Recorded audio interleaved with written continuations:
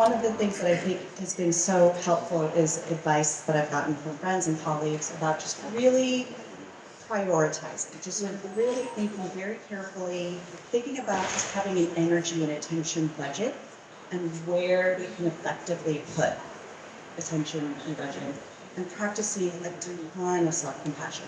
It's very easy to start feeling like, what's wrong with me that I can't do all of these things? Nothing's wrong with you. You just went through a giant trauma, and it's okay to be struggling.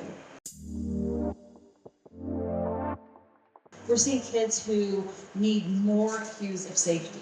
They need longer bedtime snuggles. They need predictability. They need more touch. They need more play. They need these kinds of things. One of the ways that we talk about it in my book, The Way of Play, is what children can't say they will play.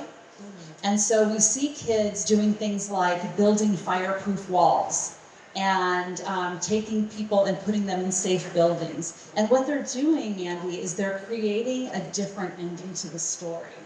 And by doing that, it's actually incredibly empowering to them so that they feel like they have a sense of agency when so much predictability has been gone and so much feels out of control. So other things we're seeing are things that would look a lot like anxiety and depression. Difficulty sleeping, changes in eating, having a heightened startle reflex, like if there's a noise. And these are all signs of a nervous system that has kind of gotten dialed up because something frightening has happened. I think in our society, we often pathologize negative emotions. Like if you're anxious or you're depressed or you're having a hard time, that means something's wrong with you. But I want to really argue that when you go through something that is anxiety producing or is really sad, those are appropriate, healthy emotions. And so if your child is having difficulty sleeping, eating, connecting, they're kind of shutting down or acting out, that's really their nervous system being reactive. If you're not sure if they need help or not, get some help, at least to look at your kid and say, no, they're doing okay, and here are some things you can do, or they might need some interventions. But it is really typical and normal for kids to want to talk about and play these things out, and even have some bigger behaviors. And the way that we help support them is by giving them lots and lots of cues of safety, more snuggles, more things that make them feel safe, even things like a warm drink, or going slower instead of rushing them. These are all things that can be helpful. For some of the younger kids, when they're wanting to talk about it, it might be the same questions again and again, right? Like if you think about how many times your child has watched the same Moana movie over and over, right? That's very normal for kids to ask the same question or bring up the same thing. And so there's nothing wrong with that. That's just how they're trying to process, make sense of it. And it's also cues for them when you respond consistently, right? It's cueing to them that they can talk about it and that the answer isn't changing, right? Or, maybe it is if there's new information. They might on some level understand my house burnt down, but they're asking, like, well, will I get my toys back, right? They're not fully getting it, right? And so just kind of like the processing can, their brains are still developing. They're trying to make sense of something that doesn't make sense. One of my children's favorite books when they were little was We're Going on a Bear Hunt. And one of the refrains to that is, you can't go over it, you can't go under it, you gotta go through it.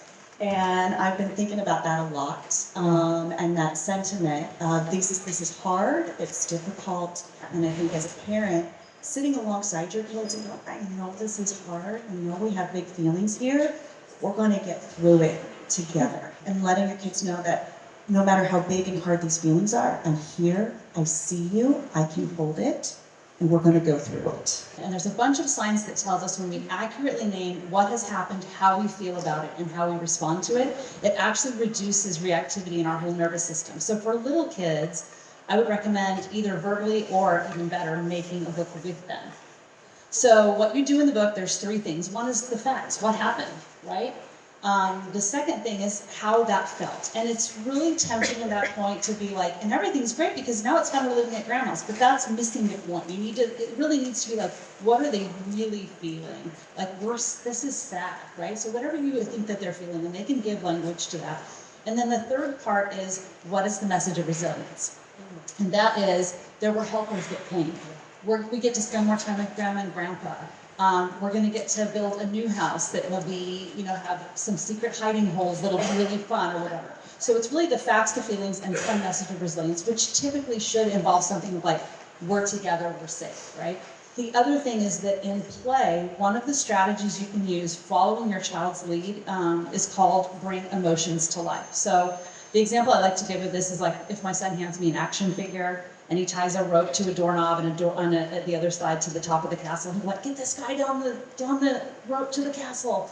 I can go whoosh and send him down, great. I'm joining with him, I'm present, great. But I could bring emotions to life in that moment by giving the character an emotion. So I might say, but I've never done this before, I'm kind of scared, I don't know how to get there. So then my kid, who's maybe 4, has to come up with an emotional solution in order for the play to continue. So he says, oh, don't worry, I'm gonna send a guy up there to help you, and he's gonna show you the way. So now he's had to like vocalize, oh, someone shows up for someone else, and it's okay to also express, and now I know words to express if I'm not sure about something or if I'm uncomfortable.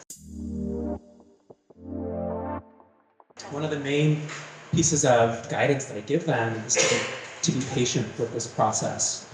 Healing takes time. And just biologically, when our brains are overstimulated, it's hard for our brains to process and sort through everything.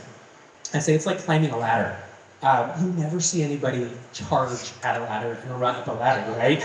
You go up to it, you check if it's sturdy, you might even have someone there holding it for you. And that first step that you take, and think back to when you get on a ladder, that first step that you take is always like, okay, this is hard, but do I have my footing here? Yes, I do. And then you can kind of slowly go up, and then you get more comfortable, and the higher you go, the easier it is. And so I would think about that in this process, is take your time with it. The first step is the hardest, but you can get through it. There's a really important balance to be held around letting your kids know. There's some beautiful modeling there about letting your kids know, yeah, mom's struggling right now. Dad feels sad too. And that lets your children know that it's okay to feel sad because they look to you. Now the balance is to make sure it's clear that they don't feel like now they have to take care of you. I'm okay, I'm gonna be okay, you don't have to worry about me. It's not the worst thing. I think sometimes parents really default to I must always be strong and sturdy and never show a waver in front of our kids. And yes and no. I think there's beautiful opportunities for modeling and validation and connection in there. Kids pick up on vibes, right? Like kids feel the vibes, they're nonverbal before they're verbal, right? And so I think that it's actually really helpful for them when we can be authentic about what we're feeling, because otherwise they're left feeling like it doesn't match up, right? What mom is saying and what I'm picking up from her don't match. So I think, being able to say, yeah, I'm feeling angry because I was talking to the insurance and it's okay to be angry. I'm going to take some deep breaths, right? Modeling and that dual of, yes, I have feelings, you're not responsible for them, right? And then they're also getting the message of, I can have feelings too, right? You guys are gonna love this. The science is so helpful. And it says that when we mess up, not if, but when we mess up as parents, and I often tell about a time I was playing Yahtzee with my 3 boys and they started fighting, and instead of just setting the boundary early enough and saying, this isn't fun, I don't want to play anymore if you're gonna fight, I kept playing and started getting sarcastic, and eventually I yelled at them. I didn't yell Yahtzee, and I threw the dice across the room. When we have these moments where we mess up as parents, the research is clear that as long as we repair with them, it's actually beneficial for our kids that we messed up. So if you're feeling grumpy or less patient, you're snapping at your kids, please don't be hard on yourself. The key is to make the repair. There's kind of 2 lenses that I'm thinking of here. One is our elderly friends and family, and the other lens is our Latino friends and family that have gone through this as well. And I say that because something that's common there between them is stigma for mental health that's still fairly present. It might not look, hey, let's talk about therapy. It might be, hey, can I go to the grocery store with you? Can I spend some time with you? Can I garden with you? Just giving them that time and space to let them know that they're not alone in this. And I mentioned that Latino lens because older individuals, including my own mom. I'm a psychologist, I've gone to universities, I've gone training, and she still gives me, I don't know about the psychology stuff. So it's common But if you approach that with, hey, I'm here for you, let me spend some time with you, it goes a long way. And I cannot emphasize enough how in this instance, it's not a competition. Everyone's hurt is real, everyone's hurt is valid, everyone's feelings are worthwhile and meaningful. It's such a normal thing to experience that survivor guilt. And I think one of the barriers, and talking about the kind of it being a barrier, I think I see it sometimes almost blocking us from connecting to others, right? Talking about our grief or showing up for people who maybe we feel like had it worse than us, right? And so just kind of being mindful of not letting that guilt stop us from connecting, stop us from showing up for people. The number one answer to every one of your questions from the science is safe, predictable, positive relationships. Get curious about that feeling because it's often telling you something you might need.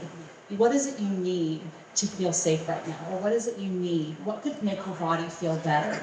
And that puts them in the role of having some agency and to say, I might be the best expert on what my body needs. I might not know right now, but let me try something.